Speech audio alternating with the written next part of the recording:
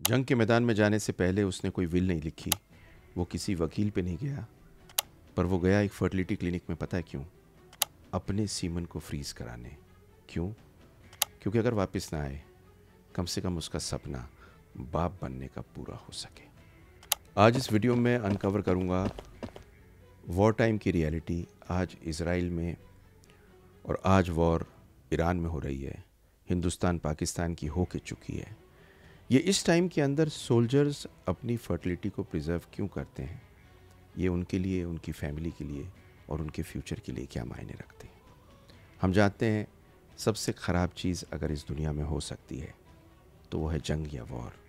इसमें लोगों की ईगो, आम फौजी जो अपनी जान अपने देश के लिए देता है, उसको ख़त्म करते हैं, पर उसका भी कुछ राइट है। और मैं वो बात करने वाला हूँ जिसके बारे में कोई नहीं करता। मैं डॉक्टर सुनील जिंदल हूँ, रिप्रोडक्टिव सर्जिकल मेडिकल स्पेशलिस्ट हूँ। 30 साल हो गए काम करते करते और बड़ी गहराई में मैंने इसे स्टडी किया है। और हर सोल्जर को ये ऑप्शन मिलना चाहिए अपने स्पर्म फ्रीज करने का।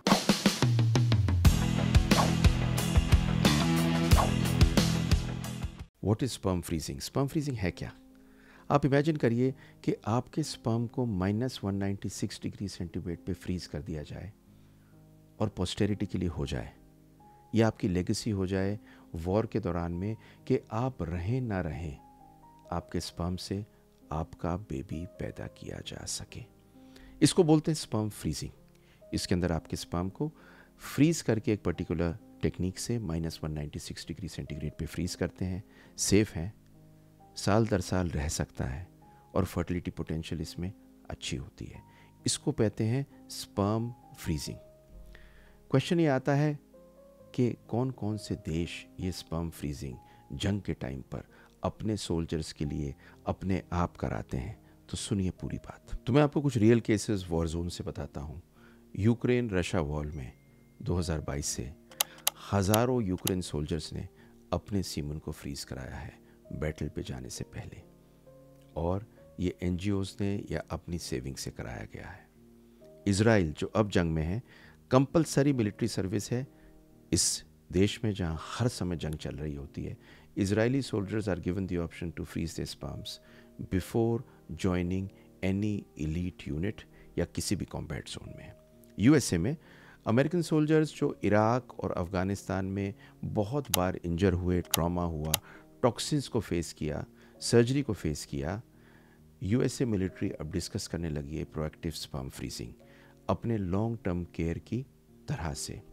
और रशिया, रिपोर्ट्स कहते हैं कि रशियन ऑफिसर्स सेंसिटिव ऑपरेशंस में जो होते हैं उनको ऑफर होता है। क्यों?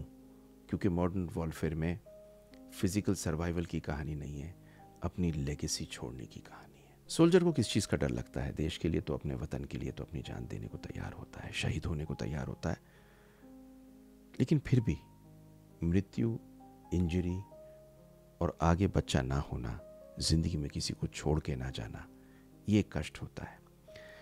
अब वॉर आदमी की बॉडी के साथ क्या कर सकता है?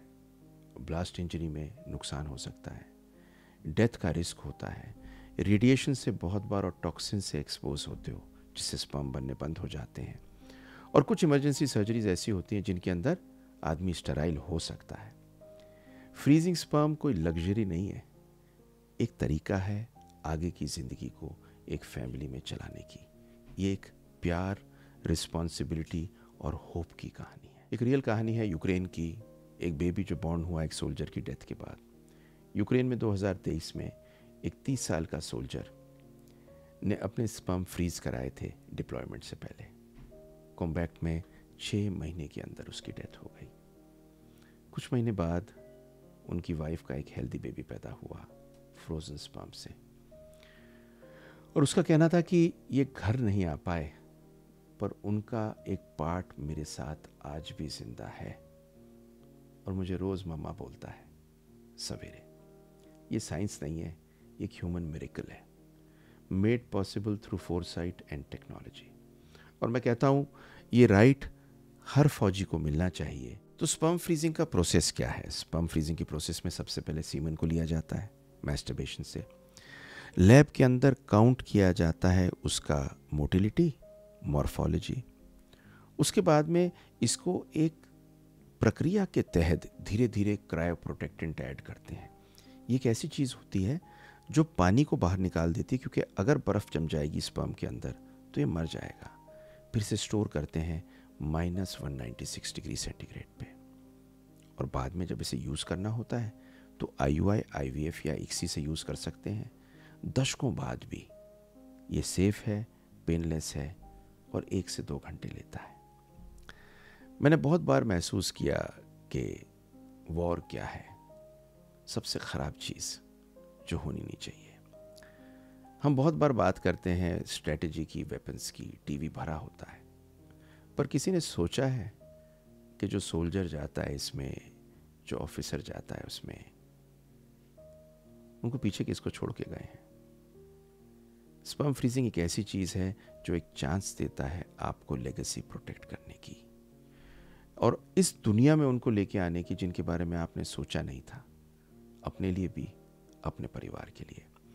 ये वीडियो आपको अच्छी लगे तो लाइक, शेयर, सब्सक्राइब करिए, क्योंकि मैं उस इलाके के दर्द की बात कर रहा हूँ जो कोई नहीं करता। इनफर्टिलिटी सिर्फ एक मेडिकल इशू नहीं है, ये एक आइडेंटिटी, फादरहुड और फ्यूचर की फैमिली की इशू है। अगर आपको ये वीडियो अच्छी लगी, शेयर ज़रूर करिए, क्योंकि वॉर के खौफनाक चीज़ें तो सब सुनते हैं, इस मेडिकल एस्पेक्ट का सुनना सबको ज़रूरी है। और सलाम करता हूँ अपने हर देशवासी का, अपनी देश का फ़ौज का, जो हर समय अपनी जान देने को तैयार होते हैं, but have a right to have a baby. आप भी ये फील करते हैं तो लाइक, शेयर, सब्सक्राइब करिए और एक कमेंट ज़रूर डालिए फ़ौजियों के लिए जय हिंद लिख के।